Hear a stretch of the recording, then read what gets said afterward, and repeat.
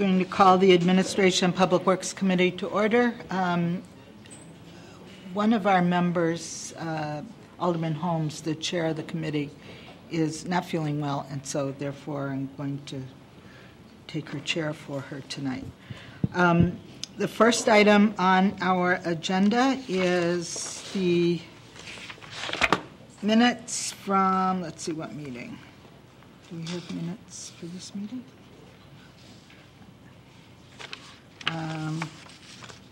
Do we have minutes for this meeting? Well, April 12th?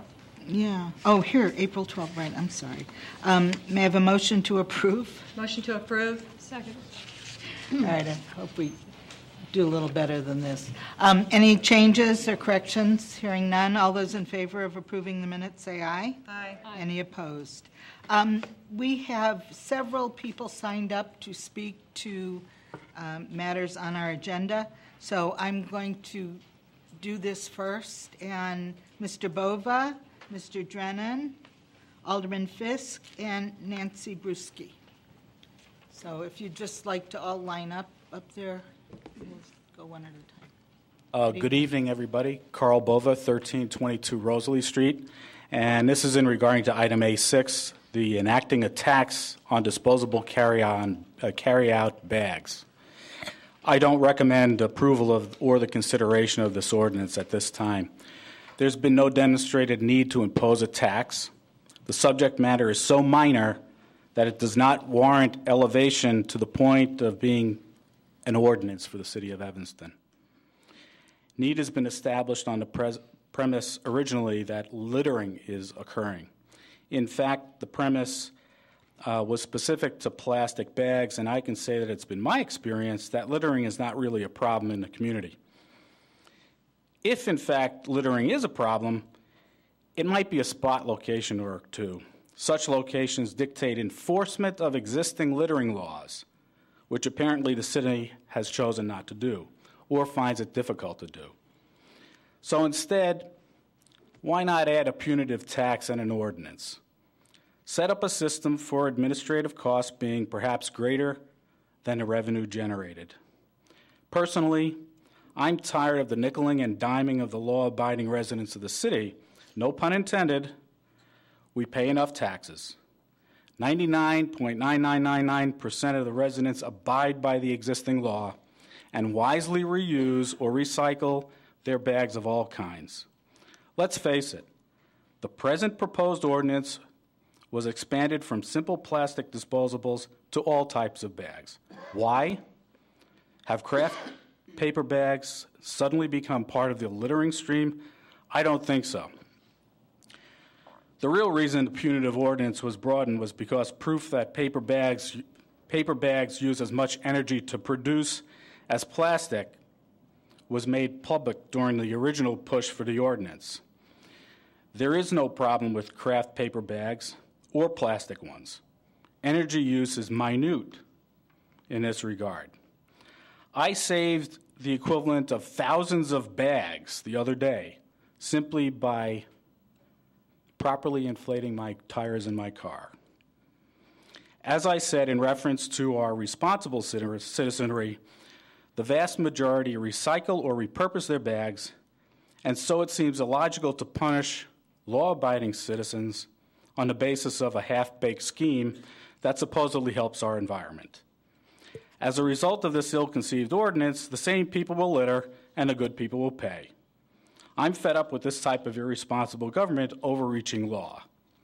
If I'm fed up, I will respond by purchasing goods and groceries 3 blocks to the north in Wilmette, and Evanston can feel the punitive effect of lost sales tax revenue. As far as business is concerned, when they are fed up, they will fold up and move out or never choose to come here to begin with. I guess that's what Evanston wants. Less sales tax revenue, fewer local businesses, and fewer local jobs. Far more energy will be expended by Evanstonians who will have to find jobs outside of the community, or by me when I take my business to Wilmette, than any environmental benefit associated with a few bags. And perhaps you haven't heard the recent news that reusing plastic bags is a health concern. And frankly, I'd rather not have others walking into a store with bags that may make me sick. Bottom line is, don't pass the ordinance. We have far more important and effective ways to really save the environment. This is a bad idea. Drop it. Go on to something else. And Nero fiddled while Rome burned. Thank you. Mr. Drennan?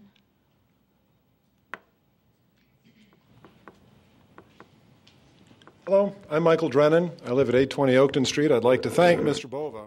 So often in public speaking, we respond and react to those who have come before us, and he's really just sort of, in many ways, made the case not so much that we should continue irresponsibly placing these plastic and paper bags into our environment, but that, in fact, as law-abiding, tax-paying citizens, we should act responsibly and bring our own bags to the store.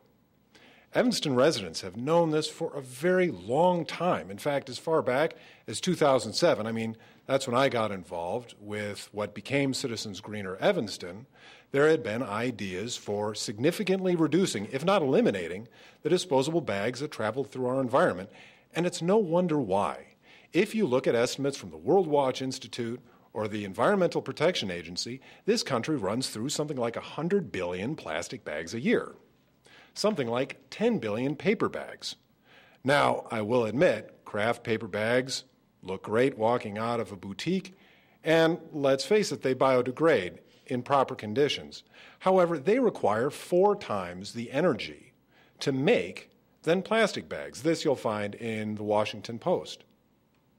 Plastic bags, in some ways, are more efficient to create, and they stick around for a long time. In fact, I was just joshing with Nancy at Bagel Art over on Dempster Street that there's no better way to enshrine the love for your pet than to pick up their litter with a plastic bag, because it and the refuse it collected will be with us for a very, very long time. Residents in Evanston have known this and have been floating about ideas for addressing this concern for some time. And it's one reason you'll find it in the Evanston Climate Action Plan, unanimously passed by City Council in 2009. We know a change needs to be made. If we look at the 100 billion plastic bags used every year, and we consider that in relation to the number of shopping-age adults in the United States, one might estimate, comfortably, about 400 bags a year are taken by shoppers. If we consider that there are 59,000 shopping-age adults in Evanston, you're looking at something close to 25 million plastic bags a year taken in Evanston. These bags don't go away. Now, I should clarify, they don't stick around in Evanston either. Well, they do spend some time at the Veolia transfer station over on Church Street, the station designed to take 10 trucks of refuse a year, that is now up to 45 trucks of refuse a year. No, these bags don't go away. They actually go to Lake County. I'm sure Mr. Bova has visited Lake County. It's a beautiful place, but it's running out of landfill space. And it's running out of landfill space to entertain the irresponsible actions of Evanston shoppers. Thankfully, since we are good, law-abiding, responsible adults, we'll bring our own bags. We'll avoid paying anything like the tax being considered here, and we'll demonstrate responsible living to our kids. In the meantime, those of us who have yet to jump the learning curve will, through the expansive educational efforts the funding this ordinance will provide, quickly learn to bring their own bags. This isn't about punitive damages. This is about education and behavior change. If we're going to change the habits, the shopping habits of 50,000 Evanston shoppers, it's going to require a little effort. Now, this hasn't surfaced above the radar before because, let's face it, City Council and the Evanston community at large does have more significant issues on hand. At some point, however, this needs to be addressed. And I applaud Colleen Burris for asking that we consider it now. This is just the beginning of the conversation, And I look forward to working with Administration and Public Works Committee and involving the civic organizations of the city in a constructive response to this refuse problem. Thank you. Alderman Fisk. You're next. Alderman Fisk, you're next. Thank you. I'm Judy Fisk. I live at 2319 Sherman Avenue. I own and operate a retail pet supply store in the downtown. And while I agree that certainly this is an important issue for the city to be discussing, at this point, it makes absolutely no sense for small business owners to be asked to pass this tax along to their customers. As 40,000 people come through my doors and I'm standing there operating the store, I run the cash register, I package their items, I notice that probably 75% of the people who are actually shopping at my store don't want a bag. I don't offer them unless they ask, but they don't want a shopping bag. And that's good. What that means is that Evanston citizens really are being responsible. They really are reusing their bags. For those customers who do need a bag, we sell raw, frozen, and fresh dog food, and we need plastic bags in order to do this. The plastic bags that we buy are biodegradable, they're attractive, they're heavy duty, they come from Canada. We pay probably 15 cents a bag for those in order for us to do the responsible thing and have biodegradable bags. We also sell biodegradable bags that would not be covered under this ordinance, and I just want to point out to Mr. Drennan that most people do come in and buy biodegradable poop sacks because they're obviously what's inside the sack is biodegradable, so why shouldn't the sack itself be biodegradable? So I think we need to give the consumers of Evanston a break here. I think we need to recognize that they are being very responsible. If you go to Jewel and Dominic's and you look at the containers that that exist in those stores, they're usually full of plastic bags. So I think people really are trying and making a great effort in order to make sure that their packages are recyclable. But I do think this would have a devastating impact on small mom-and-pop type businesses. This afternoon, I went over to Central Street. I talked with some folks over there who are members of the Central Street Business Association. They knew nothing about this. They knew nothing about this. The people in my block on Davis Street knew nothing about this, and here we are at introduction in front of the ANPW committee tonight. It simply is not the way that we should be doing business. I would suggest that both aldermen and city staff reach out to the businesses in their neighborhoods, ask them what they think about this ordinance, and get some feedback. Finally, just two more points quickly. This would place an onerous burden on small businesses, again, to process the number of bags they're handing out, to impose the 5% tax, to explain to their customers why we have a 5% bag tax, to submit those monies to the city, and then deal with the possibility of bag police showing up in their businesses. That is just simply not a welcoming environment for people that we want to come in our community and set up small businesses. So those are my points for this evening. I hope that you will consider keeping this in committee so that we can have a fuller discussion, but mainly so that we can enlist and encourage the conversation to include the small business community that exists throughout Evanston. Spruski.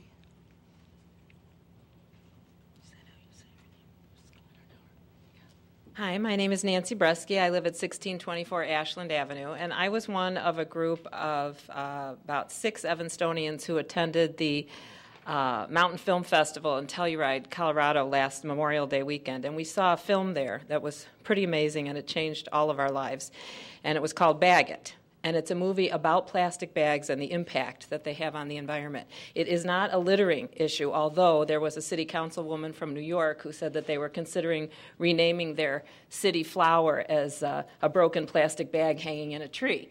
But aside from that, it's not a littering problem, it's a devastating environmental destruction problem. It's in landfills, it's causing toxins to be released into our environment, and in the oceans, they all end up in the oceans eventually. It's killing our wildlife, it's killing our sea turtles. The plastic in our environment is extremely dangerous to us, and I salute Evanstonians who are on their own bringing reusable bags and not using single-use disposable grocery bags, plastic bags. I think that's great. I think that it's our job, and perhaps we need to do a better job of educating our community more on this issue so that people can get behind this, this move. It is not a 5% tax, it's a 5-cent tax. It would be a 5-cent fee on those disposable bags. I would also like to mention that there are countries around the world now.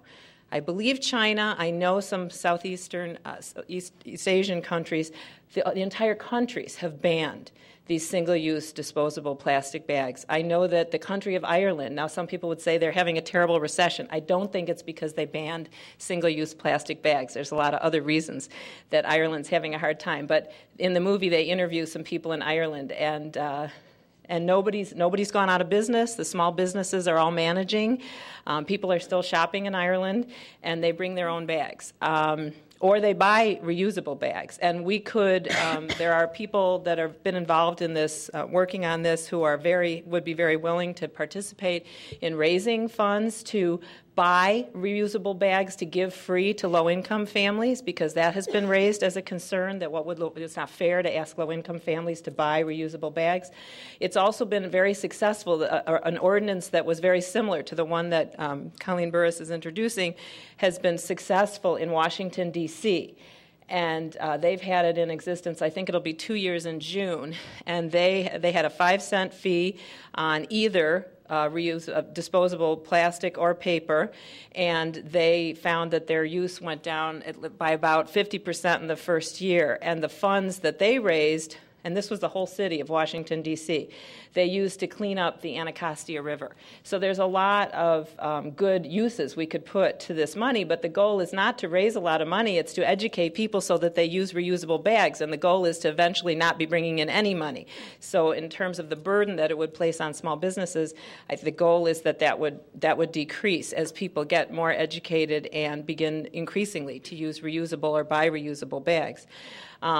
So there have been a number of communities. The city of San Francisco has a total ban on plastic bag usage. There's a number of communities around the country, and one of the reasons why this ordinance includes both plastic bags and paper is not just because of the amount of energy it takes to make the paper, but because the plastics industry has been successful in fighting some of these ordinances around the country when they discriminate and only identify plastic bags. So that's another reason why that you would include both. So I feel pretty passionately about this issue. I would highly recommend. The Unitarian Church has a film festival, and I believe it's in June. It might be June 8th. I'm not sure the date. They're going to show the movie Bag It, and I would highly recommend people see it, because once you see this movie, you change your opinion and your relationship with plastics in your life, and you want to get involved. And I think Evanston is the perfect community to do this for some of the reasons that people have raised, that there are a lot of people in Evanston who are concerned about our environment, who are being conscientious about using reusables. And so this is a way to encourage that, expand it, and be a model of green living. And we have the Ecology Center. We've had the Ecology Center long before people around the area were concerned about ecological issues. Evanston is a progressive green community, or says it is, and this would be a way of putting our money where our mouth is and really following our ideals and our values and imparting them to our children. And I feel really passionately about this, and I hope that this will be the beginning of an important dialogue. It's unfortunate that many of the small businesses didn't know that this was happening, and that certainly could be a failure of communication, but I don't think that should be a reason to not move forward with this project. More can be done to work with small businesses and commercial interests in the community to figure out ways of making this work. But it has been successful in cities large and small around the country, and it could be successful here, and I hope you will consider it. Thank you. Thank you very much. Okay. We'll continue with our agenda, and this item is on our agenda. The first item after the minutes is the City of Evanston payroll through April 10, in the amount of $2,433,087.78. Could I have a motion to approve? Motion to approve. Second it. All those in favor say aye. Aye. Any opposed? Next item, did people have a chance to read the bills' answers? Yes, okay.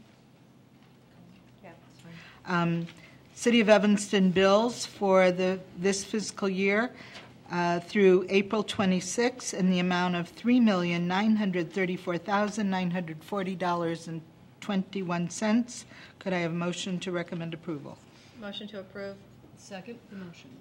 Any questions on the bills? Hearing none. All those in favor, say aye. Aye. Any opposed? Next item is an approval of a one-year extension to the contract for water meter and meter reading equipment with Badger Meters, Inc., in the amount of $26,845.50. This is a budgeted allocation of $45,482 for this and other materials needed to maintain water meter operations. Move approval. Second. Discussion? Questions? Hearing none. All those in favor of recommending to the council we approve this, say aye. Aye. Any opposed? Next item, I thought this was written a little confusingly. Next item is approval of two purchases, two contracts. One is for distribution system valves to East Jordan Iron Works in the amount of $20,063.83, and then to HD Supply Water Works in the amount of $58,033 for the purchase of fire hydrants. These were the lowest responsible bids. Move approval. Second. Any questions? Alderman Grover. Thank you. For the fire hydrants, are these replacing old fire hydrants with new ones? It was interesting to find that it costs about $1,800 per fire hydrant. And is that all in? Good evening, Madam Chair and Good evening. members. Dave Stomack, Director of Utilities. We do replace fire hydrants and we also install new fire hydrants. As we go to resurface streets, if the fire hydrants are not appropriately spaced, they exceed more than 300 feet apart, we will install an additional fire hydrant. So that's the answer to your first question. The second question was, this is just the purchase price. This is not all in. This is just the cost to purchase the hydrant and the valve that goes along with it, and then there is an additional cost to install them, and the installation is performed by our in-house staff. And what determines what size fire hydrant you install in which location? The depth of the existing water main. So sometimes they're 5 foot deep, sometimes they're 6 foot deep, so that's the varying. Thank you. Thank you very much. Okay, we have before us these two purchases. Any further questions? Hearing none. I can't see lights like the mayor can see, so you've got to wave your hand if you want. All right, all those in favor of recommending these purchases to the council, say aye. Aye. Aye. Any opposed? Next, a sole source streetlight power center purchase. We're asked to recommend to the council the purchase of 26 streetlight power centers in the amount of $99,354 from Excel Limited. They are the sole distributor and fabricator of the standard City of Evanston streetlight power centers. This all has to do with the streetlight upgrade program. Could I have a motion to approve? I'll move approval of this item. Second. Could we get, whose is this? Is this Paul? Paul, could you just briefly give the audience and maybe some members of the council an overview, because I don't think everybody was here at the time we embarked on this effort. Good evening. Paul Schneider, City Engineer, Madam Chair, committee members. We're bringing this item tonight because as the city's streetlight system has aged, it's become more unreliable. Over the years, on more than occasion, actually regularly, city electricians are called out overnight because an entire area will be blacked out. Typically, that is really to do with the power center and the operation of the power center, the switching mechanism that's within the center. In 2007, the city did start replacing some of these centers. To date, we've replaced 12. We would like to be more aggressive about it. There are over 100 power centers in the city. The vast majority of those are between 25 and 30 years old. And we are finding ourselves spending quite a bit of overtime coming out on call to make adjustments to these switches and try and get these lights running again. So we feel if we can take a bigger chunk and replace some of these, that we can have a more reliable system and spend less time maintaining it off regular hours. Do you have any questions? Peter, do you have Alderman Braithwaite? No. All right, thank you, Paul. All right, this is a sole source. Alderman Braithwaite, I don't know if you know, but when there's a sole source, I think, does there have to be a unanimous vote on sole source? I don't guess so. No. But we're expecting a unanimous vote here, so. There you are. All those in favor of recommending the sole source purchase of the light power centers, say aye. Aye. Any opposed? Aye. Any opposed? All right. Aye. Oh, yeah, nobody can be opposed. Next item is approval of a list of 9 general contractors to be pre-qualified to bid on the 2011 comprehensive parking garage repair project. This is a project encompassing all of the garage with a budget of $2,100,000. And that's from the parking fund. Could I have a motion to recommend approval? Motion to approve. Second, Alderman Burris' motion. Okay. People should know that this is not the approval of any work being done. It's just the approval of a list of contractors that we've pre-qualified. Okay. All those in favor of recommending this to the council, say aye. Aye. Aye. Any opposed? Next item is approval of payment of the 2011 Fire and Public Works membership fee in the amount of $25,042. This is membership for the fire department and the Public Works Department for safety training. Move approval? Second. Any discussion? Any questions? No, hearing none. All those in favor say aye. Aye. Aye. Any opposed? Next is Resolution 19R11, which is an annual resolution relating to prevailing wage for Public Works project. We're asked to approve 19R11 in order to comply with the provisions of the Illinois Prevailing Wage Act. I move approval. Second. Any discussion? Hearing none. All those in favor say aye. Aye. Aye. Any opposed? All right, next item is authorizing the sale of surplus fleet vehicles, which we do from time to time. It is recommended that we move approval for the sale at Abanoff auction of various city-owned vehicles no longer in service. Ordinance 27011 is for introduction. Move approval? Second. Okay, any discussion? Hearing none. I just had one question on this. Some of these vehicles, and I know we've gone over this many, many times, some of the vehicles have such low mileage. Are they really not salvageable? Alderman Rainey. Oh, Suzette yes, I'm Robinson, sorry. Director of Public Yes. Works. Evanston is just 7.9 square miles. Well, I know. So keep in mind that although the mileage, the hours of operation are very high.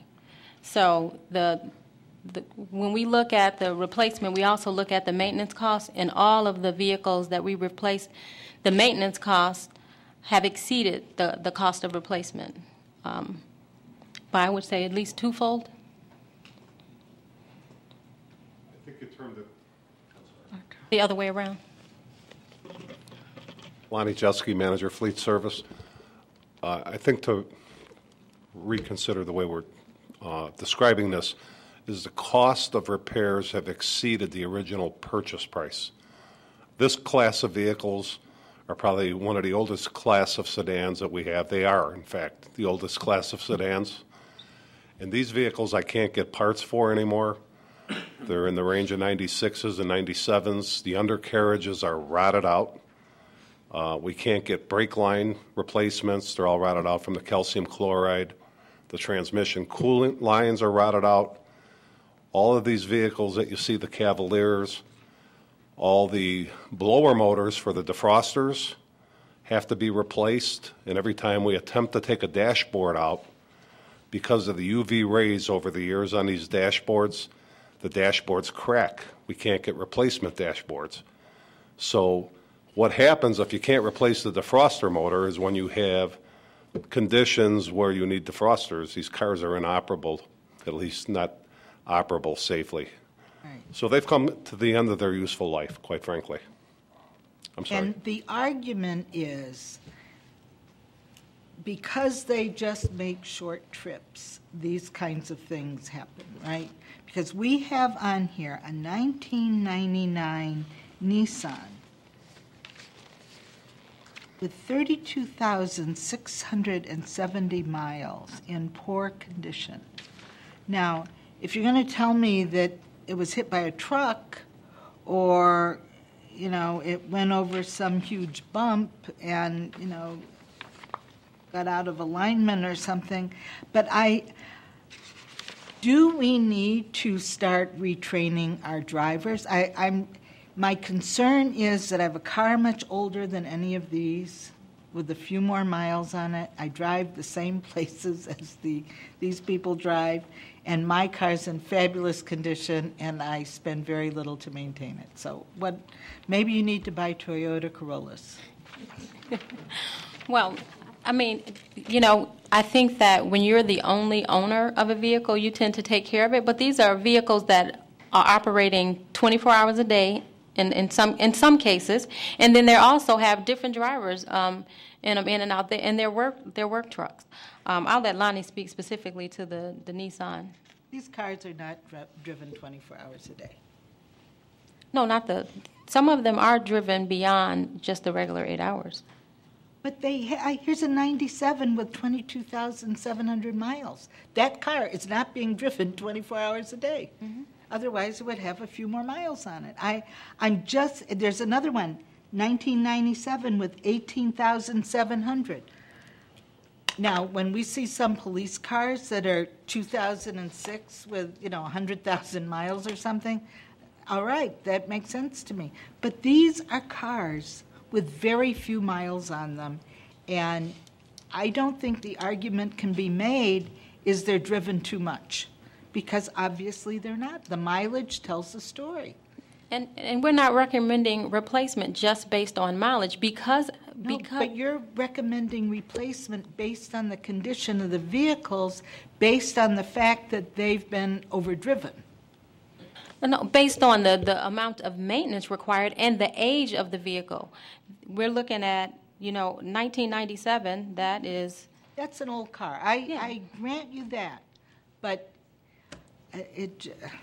and I know we go through this whenever this comes up, right. But I just, maybe we need to start looking at a different kind of car to buy. I mean, I get parts for my car, and it's older than this. Alderman Grover. Alderman Rady? Yes. May I add one more item? Some of these cars that are on the list are not going to be replaced. So what we're in effect doing is shedding some maintenance and repair expense, future capital outlay expense. Some of these vehicles are going away permanently. They're not all being replaced. All right, that's interesting. Alderman Grover. Mr. Jaschke, where do we store these vehicles? They're out of service now, so we store them somewhere, and then where are they generally kept when they were Some of these service? vehicles are parked and housed right here in the City Hall parking lot. Some of these vehicles are parked up on the roof at the service center.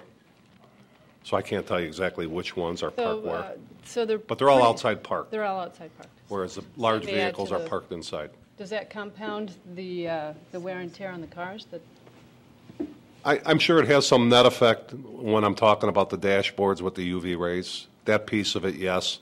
The other piece, no. It's just general operation with the calcium chloride and salt. things of that nature over time. Thank you. All right. Thank you. Any other comments? Hearing none. All those in favor of recommending the sale of these surplus vehicles at auction, say aye. Aye. Any opposed? Okay. Next is ordinance 67010, enacting a tax on disposable carry-out bags. Alderman Burris would like to speak to this. Right? Sure. I want to be clear that I consider this ordinance an opening salvo. And as over the past numerous years, we've talked about a climate action plan, we've talked about a green building ordinance. Evanstonians have come out in support of being environmental, conscious and being sustainable. It's another way of doing that. Many times, I know under the green building ordinance and others, that anytime it gets hard, many times we back down. And sometimes it gets hard, and sometimes people come out against it, and sometimes it is financially difficult. This is not a very difficult situation here. It's 5 cents. It's discouraging people to use plastic bags. Once in a while, we need to put our money where our mouth is. I think Jewel, our staff, I asked our staff to put an article in our packet. It never made it in there, which is very disappointing. But if you look, March 26, 2011, in the Chicago Sun-Times, there's an article about Jewel grocery stores. They are not asking any longer if you want paper or plastic. They're trying to get away from using them. They'll save between $4 to $6 million a year. That's a lot of money.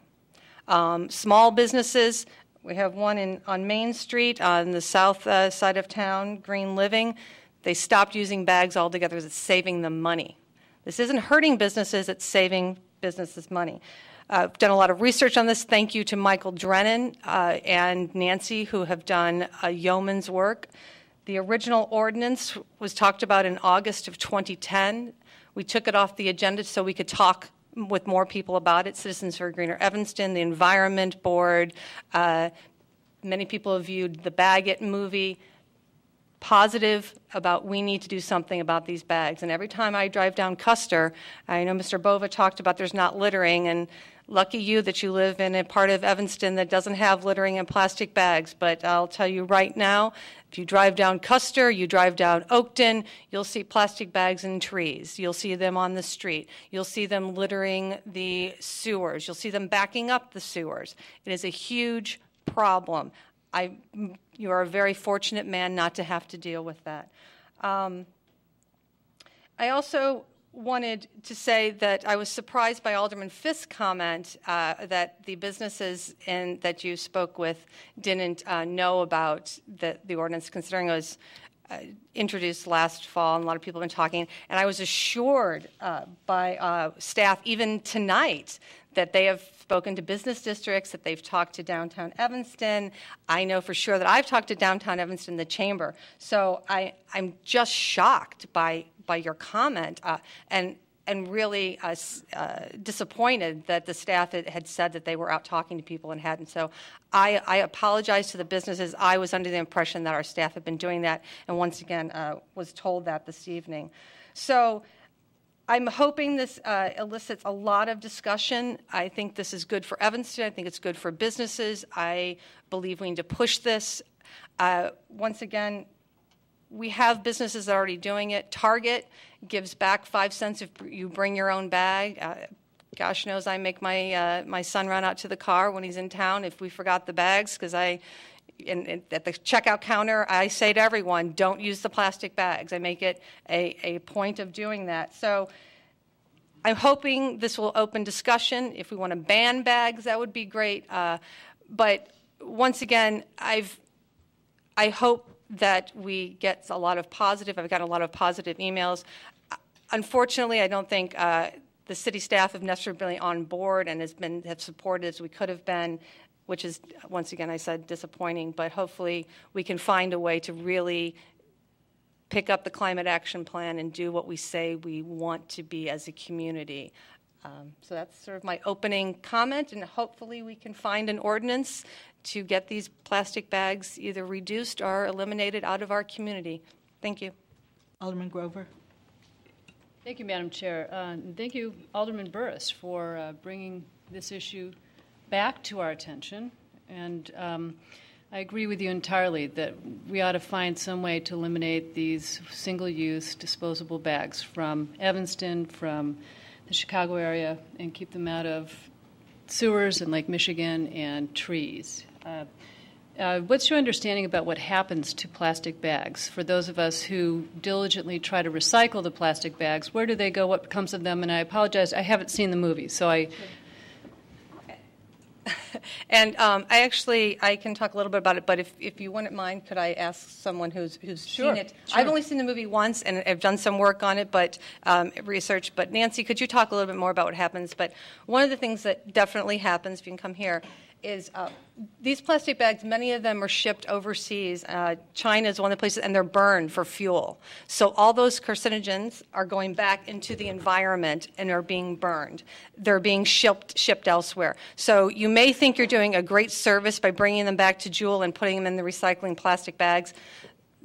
That it's not really helping.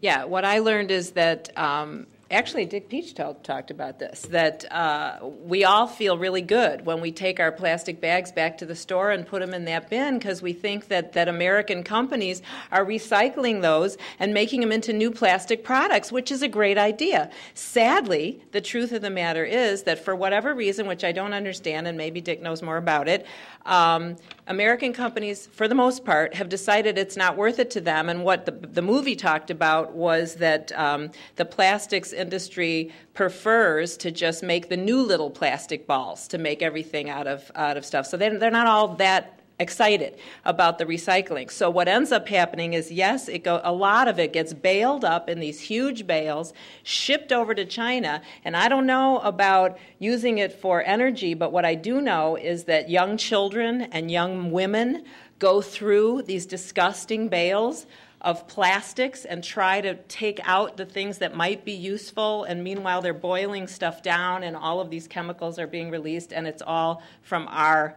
refuse. So putting it in the bin at the grocery store doesn't really do it.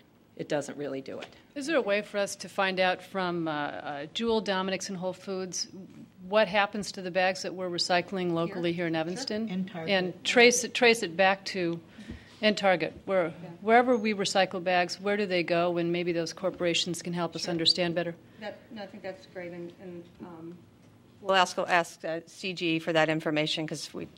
And I'd like to talk to the business community, the bag business community, those businesses that rely upon the single-use disposable bags for their customers, as to what their sense is of how many of their customers bring in reusable bags.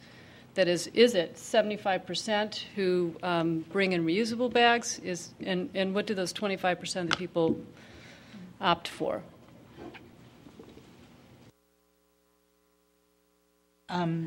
Alderman Burris, I hate plastic bags, and I'm prepared to vote tonight to eliminate plastic bags, or the brown paper bags as well, whatever it takes to get rid of them. I oppose the charge of a tax because, to me, that simply permits you to have plastic bags if you pay for them. And I don't think that we should allow for that. So that is one change that I would like to see in this ordinance. Secondly, no matter what you say about Walmart and Sam's, you go to Sam's, if you don't bring your bag, like we were talking earlier, you're loading the side of beef into the trunk of your car with nothing. So people all bring boxes or reuse cardboard from Sam's, or bring plastic bags even that they got from the Jewel, whatever, to a place like Sam's. I heard the other day, the people at Whole Foods were on the radio at least every 15 minutes, announcing their fabulous project for one day only from 7 o'clock in the morning to 10 o'clock at night. You could not get a bag of any kind other than a cloth bag from Whole Foods. So they got more publicity than they could have ever paid for with that campaign. And it was just one day. I guess today you can go in and use plastic there. So I think that my position is more radical than yours, and I understand why you added the 5 cents, but it's regressive. It really is regressive, because the very people it's going to hit are going to be the people who, you know, it's going to hurt. And when you're in there for today I went to a produce store. I was telling you earlier, I think I got 20 plastic bags for tomatoes and Brussels sprouts and string beans. I mean, how, we have to think of some way to get those things home. And I know there are recyclable plastic, real live, biodegradable plastic bags. So we have to talk about that too. But I'm definitely on board in banning them. And Carl, you may not see them on Rosalie Place. Take a trip down Chicago Avenue, where the CTA in the 100 block has barbed wire. There is plastic bag litter entwined in there, some of it for years. All along Howard Street, Target stuff, Jewel stuff, all embedded in the landscaping along Howard Street. It's terrible. And the trees along Hartree, they do litter. Animals swallow them. They have a warning on them that, don't get them near little children. They can kill little children. So, yes, Alderman Grover. I think if the customers of Sam's Club can make the adjustment to life without bags, that Evanston shoppers, residents can make the adjustment as well. I wondered if it would make sense to phase in a tax. The first part of the incentive would be to make a real concerted effort to provide residents with a reusable shopping bag or bags, and then make the tax effective a year from now or 2 years from now, as the carrot and the stick, work both the carrot and the stick on our effort to eliminate plastic bags. I think that would be immensely unfair to places like Sam's. I mean, it's already making the effort. They're making it. It isn't people have pallets of food. They don't use bags there. They bring their own bags or load stuff into their car. I think making plastic bags easy for people, I don't think it's the way to go, and I don't think charging for them allows them. Alderman Burris, give some thought to a total ban. Yeah, I would gladly accept that amendment to the ordinance to totally ban. And I wanted to follow up on a comment about the recyclable bags. One of the things that also didn't make it in here, unfortunately, and even though I discussed it with staff, is the notion of finding a funder to do the cloth bags for the first year of either a ban or a tax, that we have a corporate sponsor or something else that was willing to pay for those bags to give to Evanstonians. So I apologize again that didn't make it into your information, but it's an important thing. Once again, I think there does need to be a carrot, and I would be thrilled to eliminate the bags completely. Well, I appreciate all the thought you've given on this and the research and the expertise you've brought to the table. And if we could include then the business community as well, and maybe invite them back for a next committee meeting to discuss it and answers to the questions that we've raised in this discussion. Yeah, and I should note, I did reach out to the chamber and have spoken with them, and downtown Evanston, but it'd be great to have them come back again. And like I said, I was told by staff that they had reached out to the business community, so I apologize that that information did not make it all the way out. Thank you. So although I know you're wishing that this could have happened last fall, some kind of approach to address disposable single-use bags. Perhaps we can accommodate another meeting to discuss this item. Absolutely. To flesh it out. Well, I think, I know the city manager wants to speak, but I think the fact that we're having this conversation sends a message. I think it should be followed up with a letter to all of we'll start with food stores, because that's food stores, places like Target. You don't need to contact Sam's. Let them know that this is going to happen. I mean, people need to be making arrangements to make this transition now. Every single merchant in town pays for advertising. Economic development pays for advertising and websites. What is better? Where's my bag? Let me see. What is better than walking around town with bags like, I've seen these bags all the way to Costco, where a lady told me she purchased my bag at a garage sale for 15 cents, and I was giving them away. But I have actually gone to the store with bags from 3 different places. Wells Fargo Bank, you name it. Walgreens has great bags. Everybody has great cloth bags, and they are very, very cheap, and they're extremely long-lasting. So it just doesn't make any sense that this can fly. I agree. And I was saying earlier tonight that when I go shopping, I bring extra bags and give them to people that have forgotten their bags or we're going to use plastic, and I have so many, I just give them to people in line, and they're extremely grateful because it's easier to carry for people that are on public transportation. It's those plastic bags are a nightmare, so it's much easier to do. And I encourage all of us to bring a little bit of extra and give one away. It's a good way to talk to the person in the grocery store in a positive way. And if you've noticed from time to time lately, stores are giving them away. Free, we have 1,000 free bags we're giving away today, and they do that.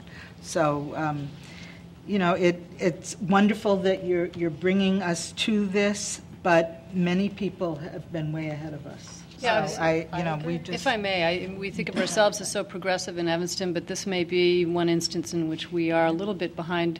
Ms. Brusky mentioned Washington, D.C. and Ireland is having total bans, I believe. Are there other municipalities that have total bans, and how's it worked out in those places? D.C. actually doesn't have a total ban, it's a tax. They use the money to clean up the Anaconda, I think I'm saying that wrong. Anaconda, snake, never mind, river. So could we have information about how these taxes have worked out on those municipalities? Has it cut down on the volume of plastic bag refuse and so forth? And are there municipalities that have a total ban? Well, San Francisco's got one now. I know California, it failed to pass statewide in California. And I apologize. I thought this information, and once again, my mistake to assume that it would have gotten into your packet. I will get all of that information to you about the other municipalities and what has happened. I cannot say enough. I look forward to reading it. I'm sorry about that. What would it take, one more question before City Manager. What would it take, Nancy or Michael, maybe you can help, or maybe you can, to purchase the ability to show the movie on ECTV? It wouldn't take a lot. I can fill you in. You have to do a contract with the movie people because they're trying to recoup the costs of having made the movie, but it's not very expensive. That would be great. I mean, I think that would be really something. Yeah, super, great idea. City Manager Bob Quitz. Yes, Madam Chair, members of the committee, good evening. Want to clarify a couple of issues and make sure that we have clear direction moving forward. As has been mentioned, this has been an issue that's been before the council. I think Alderman Burris brought it initially back last fall. It was taken back for additional discussion. I know that through Ms. Robinson and Ms. Hurley and our economic development staff that there have been discussions over that 6-month time period about this issue. So there has not been a discussion discussion specifically that this draft ordinance as revised was coming back this evening, but there have been discussions in the business community over that extended period of time. So I just want to make sure that that point is clear. In discussions with Alderman Burris, and again, I'll ask Ms. Robinson and Ms. Hurley to correct me if I'm wrong, the request was to bring this back in a draft form once again for the council's consideration. We were waiting for additional direction, for additional information that would be provided. So if there was a miscommunication there, Alderman Burris, I apologize. But again, we wanted to have the full committee's review of this and to get direction. So, Madam Chair, it sounds as if the committee is looking to make substantial changes to the draft ordinance, as well as asking for some additional information. So given, to make sure that we're precise in this, Madam Chair, I believe the committee is looking for us to come back with a revised ordinance that would be a ban of all bags. I know that the city attorney has been working on this. There are very few communities in the United States that have enacted a total ban.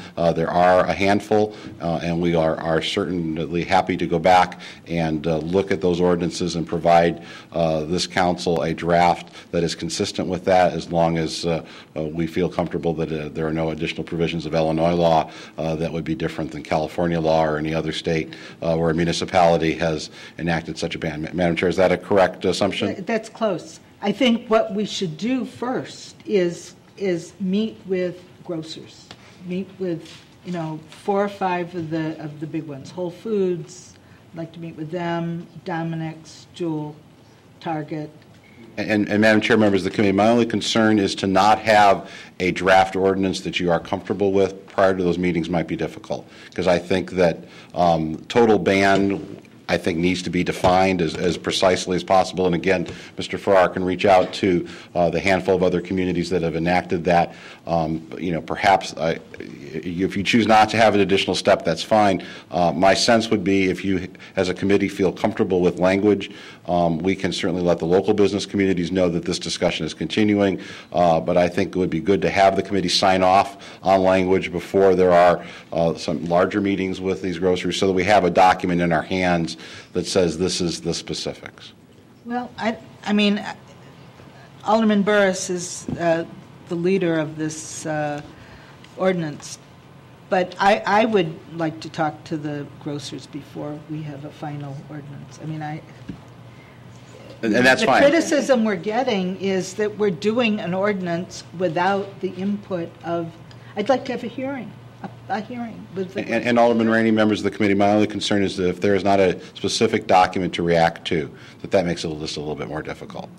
Because then the folks would say, well, what do you mean? And if we don't have a specific language for a hearing to be held on, we can certainly do this in short order. There are only so many communities to look to for guidance here. So I would imagine at your next committee meeting we could have that draft ordinance and perhaps put in place a schedule for a meeting or meetings to occur in a very short time period after that, so that by your second meeting in May, at the end of the month, those meetings would have already occurred and the committee can continue deliberation. Alderman Burris. Yeah, I think that what we're asking for too is more information. So and Alderman Rainey, maybe some ideas. I think we were asking for is ideas for the businesses to react to, which makes a lot of sense, but we don't necessarily have to have it in the final draft. It's basically a draft of, here are some options that we're looking at as the total ban and what that actually means for the businesses to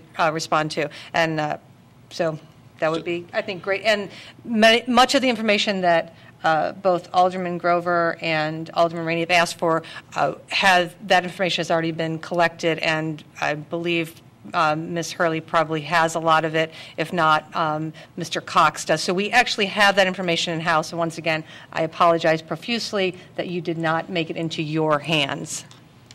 So, Madam Chair, then it sounds like we're going to be reaching out to have a meeting with grocers and other individuals who are interested in the community to discuss a total ban. We will distribute information that we have previously gathered. I think that the issue is continuing to narrow. We had a proposal initially that then was a second proposal. It seems like now we have a third proposal. So we will share that information best we have. My guess, having a meeting with representatives from the national grocery store chains and be able to come back to you in 2 weeks is probably a tall order. I think if you could have us come back at your second meeting in May, I don't know if I can read the calendar from here. I think that's what, the 24th of May. Good glasses. And in Evanston optometrist. The 24th, and that would be 5 figures. Thank you, Lonnie. The 23rd. 23rd. The 23rd. So we would endeavor to have that meeting, and I guess we would just do it at a time that's most convenient. It might be difficult to get the representatives from the grocery store change here at an evening meeting. But we can certainly, would it be the committee's preference to try to do an evening meeting for community? The minute we start talking about a liquor tax at night, every bar in town is here. So I don't think it's a problem. Okay. If it's a huge concern of theirs, they will send a representative. Great. However, in the meantime, I would like our Economic Development Department to reach out to the business districts. The business districts come to us, we finance them nicely to do different projects. They're very helpful in bringing us back information from their membership, and I would like this shared with the business district leaders. And it would be my intention then we would have a meeting inviting all interested parties. So the national grocery store chains, local business district leaders, other interested residents, have it in an evening sometime between now and your second meeting in May, and then be able to report back. I guess at that second meeting in May, would you like it, or the first meeting in June? We'll shoot to have it. Whenever we get it done right. Certainly. And I think Alderman Rainey's point about economic development, they have great follow-through in their department, so that might be a really good place to Well, and go. We're very fortunate to have good follow-through in many parts of our city organizations. But that's where they have contact with the small business communities. Absolutely. So that just makes sense. Absolutely. So, Madam Chair, just to review then, so we will gather information about a revised ordinance. There will be a total ban on bags in the city of Evanston. We will make that information available either in a draft ordinance form or at least bullet points. We could perhaps, Mr. Farrar, distribute copies of code sections from other communities, at least to provide a flavor to the national grocery store chains here in Illinois, as well as our local businesses. We will work then to schedule an evening public meeting to share that information and get input, and then our intent would be to come back to you at your meeting, the committee's meeting at the end of May, so this item would remain in committee. Right. All right. I mean, that's what we want input on and comment on. There might be a better way to do this.